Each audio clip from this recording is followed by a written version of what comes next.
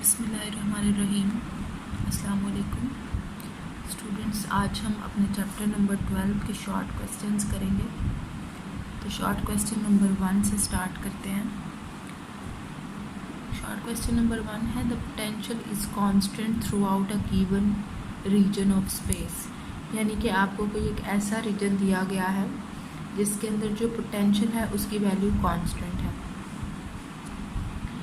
Is the electrical field zero और non zero in this reason.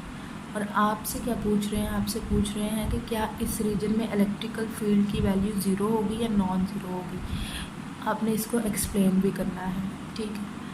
तो students, आपको पता है हम पोटेंशियल की वैल्यू ज़्यादातर दो पॉइंट्स के बीच में पोटेंशियल डिफरेंस के तौर पे लेते हैं कि इन दो पॉइंट्स के बीच में पोटेंशियल डिफरेंस क्या है। लेकिन यहाँ पे जो आपको सिचुएशन दी गई है, यहाँ पे कोई एक ऐसा स्पेस के अंदर कोई ऐसा रीजन है आपके पास, ऐसे आप कंसीडर कर लेंगे कोई एक रीजन है जिसके अंदर हर जगह पे पोटेंशियल की वैल्यू क्या है, कांस्टेंट है। लेट्स सपोज अगर 5 वोल्ट है तो यहाँ भी 5 होगी, यहाँ भी 5, यहाँ भी, इस रीजन के अंदर हर जगह पे पोटेंशियल की वैल्यू 5 होनी है। दूसरी तरफ जो हम फार्मूला जानते हैं इलेक्ट्रिक फील्ड का, वो ये है E is equal to delta V over D। इस फार्मूला से पता चलता है हमें कि इलेक्ट्रिक फील्ड जो है ये इक्वल होती है पोटेंशियल डिफरेंस ओवर डिस्टेंस के। यानी कि ये कोई पोटेंशियल डिफरेंस है। तो अगर ये वाला कोई एक रीजन है आपके पास जिसमें हर पॉइंट के ऊपर पोटेंशियल सेम है, कोई डिफरेंस है ही नहीं दो पॉइंट्स के बीच में, तो इसका मतलब है कि यहाँ पर पोटेंशियल डिफरेंस होगा ज़ीरो। यानी अगर इधर भी 5 वोल्ट है, इधर भी 5 वोल्ट है, तो दोनों का डिफरेंस लेंगे तो क्या आंसर आएगा, ज़ीरो। दैट मीन्स कि इस रीजन के अंदर डेल्टा V की वैल्यू है ज़ीरो। तो जब डेल्टा V ही ज़ीरो है तो इलेक्ट्रिक फील्ड क्या होगी, इस रीजन में ज़ीरो होगी। तो इसके आंसर को भी एक दफ़ा एक्सप्लेन कर देते हैं। आंसर है if the potential is constant throughout a given region of space then electric field is zero in that region. तो इलेक्ट्रिक फील्ड उस रीजन में ज़ीरो होगी और उसकी वजह क्या है, उसकी वजह ये है कि इलेक्ट्रिक फील्ड की वैल्यू होती है डेल्टा V ओवर D। जहाँ पे डेल्टा V ज़ीरो होगा वहाँ पे इलेक्ट्रिक फील्ड ऑटोमेटिकली क्या हो जाएगी, ज़ीरो। जो हमारा सेकंड शॉर्ट क्वेश्चन है, suppose that you follow an electric field line due to a positive point charge. कहते हैं कि कोई एक पॉजिटिव पॉइंट चार्ज है, उसकी वजह से आपने जो इलेक्ट्रिक फील्ड है उसको फॉलो करना है।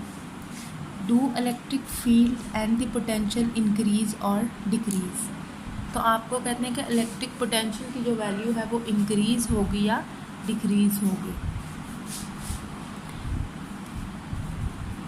आंसर है जी if we follow an electric field line due to a positive point charge.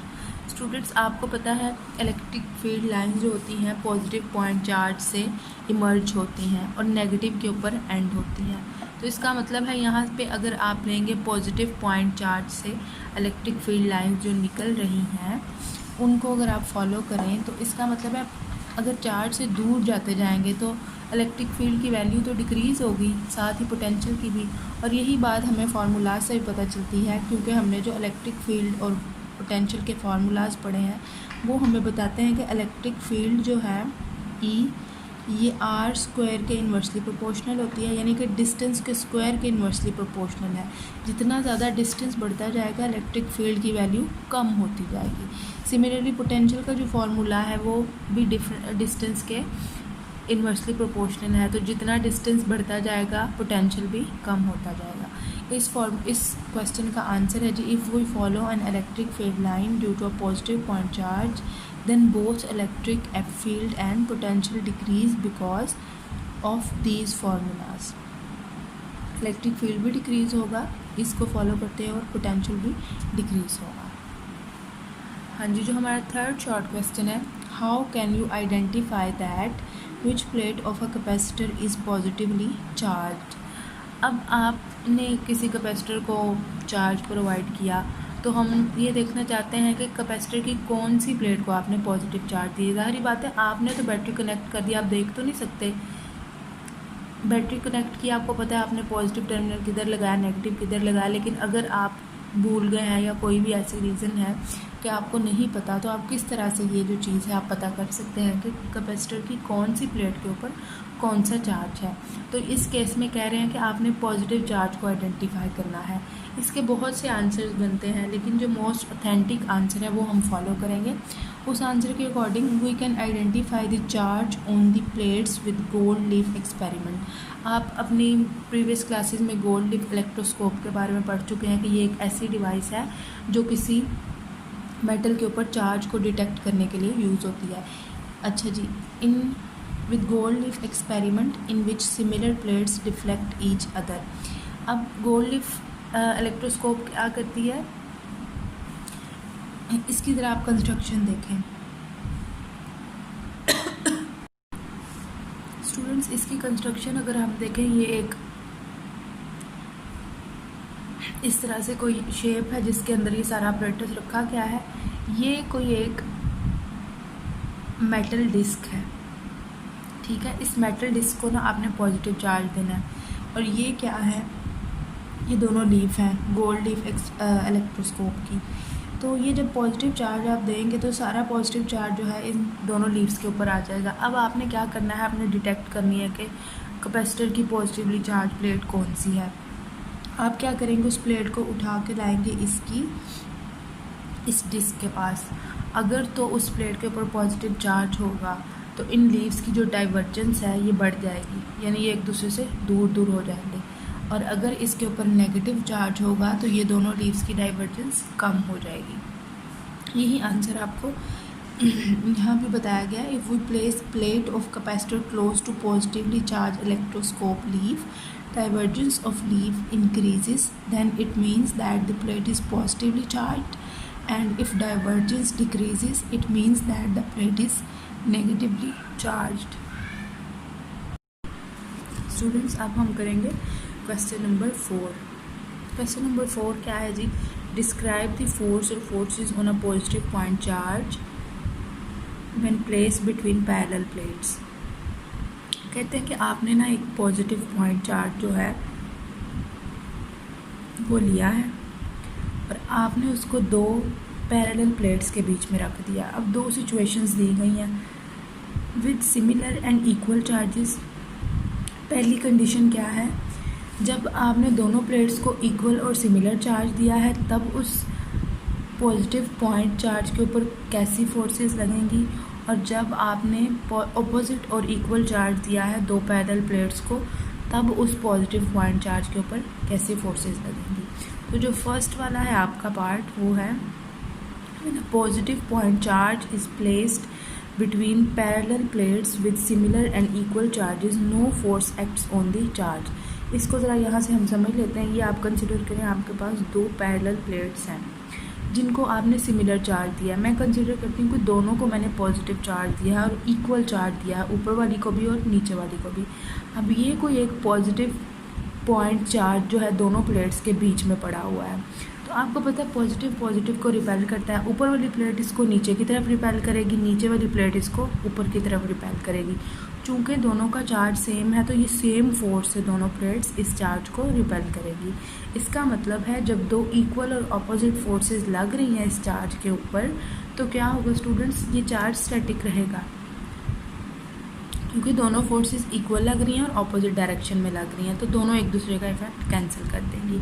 तो इस सूरत में ये जो चार्ज है ये स्टैटिक रहेगा, ये मूव नहीं करेगा। तो इसके ऊपर लगने वाली फोर्स क्या होगी, 0।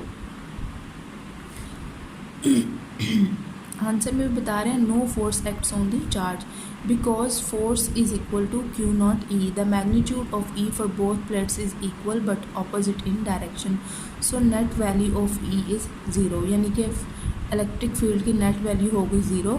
यहाँ अगर 0 पुट करें तो उसकी वजह से फोर्स भी क्या हो जाएगी, 0। ये फर्स्ट कंडीशन थी जब दो पैरेलल प्लेट्स को आपने सिमिलर और इक्वल चार्ज दिया। अब जो सेकंड कंडीशन है आपके पास उसमें आपने क्या करना है, दो पैरेलल प्लेट्स को ऑपोजिट और इक्वल चार्ज देना है। अब जो दो प्लेट्स को आप ऑपोजिट और इक्वल चार्ज देंगे तो क्या होगा, इस प्लेट को मैंने दे दिया पॉजिटिव और इस प्लेट को मैंने दे दिया नेगेटिव चार्ज, और एक कोई पॉजिटिव पॉइंट चार्ज है जिसको यहाँ पे आपने रख दिया। क्या होगा इस चार्ज के साथ, ये पॉजिटिव प्लेट इसको नेगेटिव की तरफ पुश करेगी और नेगेटिव प्लेट इसको अट्रैक्ट करेगी। इसका मतलब है इस वक्त इसके ऊपर लगने वाली फोर्स जो है वो ज़ीरो नहीं है, तो ये चार्ज जो है पॉजिटिव से नेगेटिवली चार्ज प्लेट की तरफ मूव करेगा। तो इसका आंसर भी पढ़ लेते हैं हम। When a positive point charge is placed between parallel plates with opposite and equal charges, force now acts on the charge. अब चार्ज के ऊपर फोर्स एक्ट करेगी because now the value of E is not zero, so charge experiences a force. तो charge के ऊपर कोई force लगेगी जो इसको इस प्लेट से इस प्लेट की तरफ मूव करने के लिए फोर्स करेगी।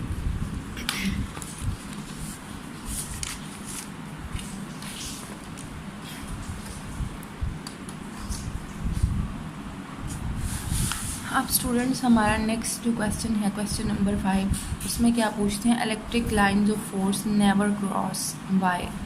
ये मैंने आपको इलेक्ट्रिक फील्ड लाइंस में भी बताया था कि इलेक्ट्रिक फील्ड लाइंस की जो है प्रॉपर्टी है, इसकी करेक्टरिस्टिक है कि ये इनकी सिंगल डायरेक्शन होती है और ये कभी भी एक दूसरे को क्रॉस नहीं करती। उसकी रीज़न पूछ रहे हैं कि इस तरह क्यों है। ये शॉर्ट क्वेश्चन जो है ये बहुत ज़्यादा इम्पॉर्टेंट है और ये पेपर में बहुत बार आ चुका है कि इस क्वेश्चन को एक्सप्लेन करें आप।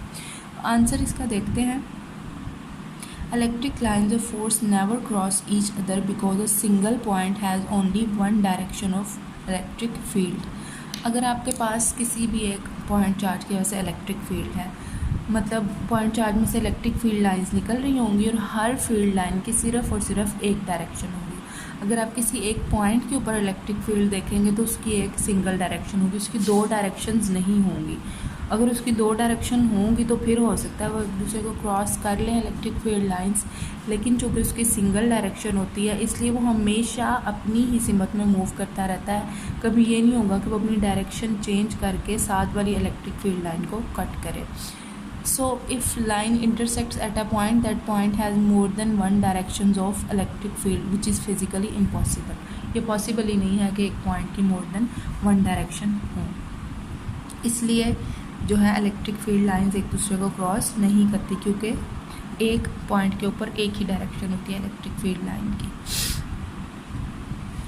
जो क्वेश्चन नंबर 6 है आपके पास, उसमें पूछते हैं If a point charge Q of mass m is released in a non-uniform electric field। कहते हैं कि आपके पास कोई एक पॉइंट चार्ज Q है जिसका मास m है, उसको आपने एक नॉन यूनिफॉर्म इलेक्ट्रिक फील्ड के अंदर रिलीज़ कर दिया है। Will it make a rectilinear motion. आपसे पूछते हैं कि क्या ये एक रेक्टिलिनियर मोशन को फॉलो करेगा। इसके अंदर कितनी चीज़ें समझने वाली हैं। फर्स्ट ऑफ ऑल तो नॉन यूनिफॉर्म इलेक्ट्रिक फील्ड क्या होती है, दूसरा रेक्टिलिनियर मोशन क्या होती है, ये आपको पता होना चाहिए। अच्छा, नॉन यूनिफॉर्म इलेक्ट्रिक फील्ड का मतलब है इलेक्ट्रिक फील्ड का या तो मैग्नीट्यूड चेंज हो रहा हो या फिर उसकी डायरेक्शन चेंज हो रही है। ठीक है, तो जो हमारा केस है इसमें हमने डायरेक्शन तो सेम लेनी है। मतलब अगर मैं कहती हूँ कोई एक पॉजिटिव पॉइंट चार्ज की वजह से तो इलेक्ट्रिक फील्ड की डायरेक्शन होगी आउटवर्ड। ठीक हो गया, तो इसका मतलब है डायरेक्शन सेम है तो नॉन यूनिफॉर्म करने के लिए फील्ड का मैग्नीट्यूड चेंज हो रहा होगा। दूसरी बात है रेक्टिलिनियर मोशन। इसका मतलब है एक स्ट्रेट लाइन में मोशन। रेक्टिलिनियर मोशन का मतलब होता है स्ट्रेट लाइन में मोशन। तो एक पॉइंट चार्ज को अगर आप नॉन यूनिफॉर्म इलेक्ट्रिक फील्ड के अंदर छोड़ दें तो क्या वो रेक्टिलिनियर मोशन को फॉलो करेगा। इसके दो आंसर दिए हैं दो सिचुएशंस में।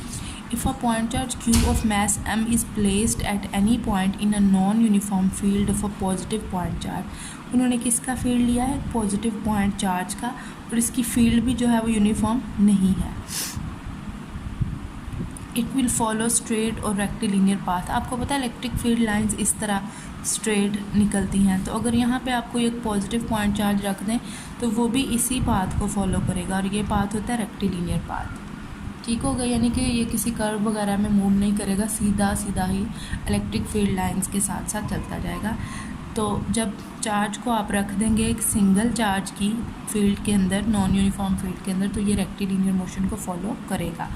दूसरा केस का, in case of field due to two और more charges the point charge will move along a curve path. जब अब आपने दो चार्जेस की वजह से दी है फील्ड, एक पॉजिटिव है एक नेगेटिव है, पॉजिटिव से निकल के फील्ड लाइन नेगेटिव में जा रही हैं, तो आपको पता है फील्ड लाइंस कर्व हो जाती हैं यहाँ पे। जब भी फील्ड लाइंस कर्व हो रही हैं यहाँ पे, तो इसका मतलब है अगर आप इसके फील्ड में कोई एक सर्टन चार्ज क्यू ये जो है रख देते हैं, तो उसने इन फील्ड लाइंस के पाथ को फॉलो करना है, तो मे बी वो इस कर्व के अलॉन्ग मूव करे। ठीक हो गया। तो जब आप एक सिंगल चार्ज के फील्ड में रखेंगे चार्ज को, तो रेक्टिलिनियर मोशन फॉलो होगी। जब दो चार्जेस की वजह से बने हुए फील्ड में चार्ज को रखेंगे, तो ये कर्व पाथ के क्रॉस मूव करेगा। नेक्स्ट है जी हमारा question number 7। Is E necessarily zero inside a charged rubber balloon? If balloon is spherical, assume that charge is distributed uniformly over the surface. कहते हैं आपको कोई एक रबर बैलून दिया गया है जिसके आउटर सरफेस के ऊपर आपने चार्ज स्प्रेड किया हुआ है। ठीक है, तो कहते हैं कि क्या उस रबर बैलून के अंदर इलेक्ट्रिक फील्ड ज़रूरी है कि ज़ीरो ही हो, या उस चार्ज का कुछ इफ़ेक्ट जो है वो अंदर भी मौजूद होगा, और जो चार्ज है वो यूनिफॉर्मली डिस्ट्रीब्यूट हुआ हुआ है बैलून के ऊपर। ये बिल्कुल गॉसेस लॉ की फ़र्स्ट एप्लीकेशन की तरह का क्वेश्चन है, जिसमें हमने एक स्फेरिकल सरफेस ली और उसकी आउटर सरफेस पे हमने एक पॉजिटिव चार्ज जो है वो स्प्रेड कर दिया और देखा कि उसके अंदर इलेक्ट्रिक फील्ड की वैल्यू ज़ीरो थी। उसी को ज़रा रिवाइज़ कर लेते हैं। आपको पता है गॉसेस लॉ क्या कहता है कि electric flux is equal to charge over epsilon naught, यानी कि जो फ्लक्स किसी भी सरफेस में से गुजर रहा है वो किस किस के ऊपर डिपेंड करता है, सिर्फ और सिर्फ चार्ज के ऊपर। मीडियम पे डिपेंड करता है, लेकिन ये एक कांस्टेंट वैल्यू है कि कितना चार्ज उस सरफेस के अंदर प्रेजेंट है उसके ऊपर डिपेंड करेगा कि कितना फ्लक्स है यहाँ पे। अब चूंकि आपने रबर बैलून की आउटर सरफेस के ऊपर चार्ज दिया हुआ है, उसके अंदर चार्ज मौजूद नहीं है, क्यू ज़ीरो है इनसाइड दी बैलून, तो इस फार्मूला में जब आप ज़ीरो पुट करेंगे तो ये इसका आंसर हो जाएगा ज़ीरो। इसका मतलब है इस केस में यहाँ पे फ्लक्स की वैल्यू क्या है, ज़ीरो का। और दूसरी तरफ फ्लक्स जो है by definition flux is equal to E dot A के इक्वल होता है। ठीक है, अब फ्लक्स की एक ये वैल्यू है आपके पास आई और दूसरी ये वैल्यू आई है। जब आप इन दोनों वैल्यूज़ को इक्वल कर देंगे तो zero is equal to E dot a हो जाएगा। अब स्टूडेंट्स, आपने बैलून जो कंसिडर किया हुआ है, ऐसा तो नहीं हो सकता कि उसका एरिया ज़ीरो हो, उसका कुछ ना कुछ एरिया तो होगा। तो इसका मतलब है एरिया नॉन ज़ीरो लेना है। आंसर ज़ीरो करने के लिए आपको क्या करना पड़ेगा, यहाँ पे इलेक्ट्रिक फील्ड की वैल्यू को ज़ीरो करना पड़ेगा। तो इसका मतलब है कि जो चार्ज रबर बैलून है इसके अंदर इलेक्ट्रिक फील्ड की वैल्यू ज़ीरो ही होगी। हाँ जी, जो हमारा क्वेश्चन नंबर 8 है वो है, is it true that Gauss's law states that the total number of lines of force crossing any closed surface in the outward direction is proportional to the net positive charge enclosed within surface। कहते हैं कि क्या Gauss's law की ये statement है कि कितना जो नंबर ऑफ लाइंस किसी भी सरफेस में से गुजर रही हैं वो इस चीज़ के ऊपर डिपेंड करती हैं कि कितना चार्ज पड़ा हुआ उस सरफेस के अंदर। तो यस, ऐसा ही है, क्योंकि गॉसेस लॉ कहता है कि जो फ्लक्स है किसी भी क्लोज सरफेस के अंदर से गुजरने वाला वो किसके इक्वल होता है, total charge enclose by the surface over epsilon naught. यानी कि ये किसके ऊपर डिपेंड करता है कि आपने सरफेस के अंदर कितना चार्ज रखा हुआ है, ये इसका डायरेक्टली प्रोपोर्शनल है। जितने बड़े मैग्नीट्यूड का चार्ज होगा उतनी ज़्यादा इलेक्ट्रिक लाइंस ऑफ फोर्स जो है उस सरफेस को क्रॉस करेंगी। तो आंसर है जी yes, it is true that Gauss's law states that the total number of lines of force crossing any closed surface in the outward direction is proportional to the positive charge enclosed within the surface।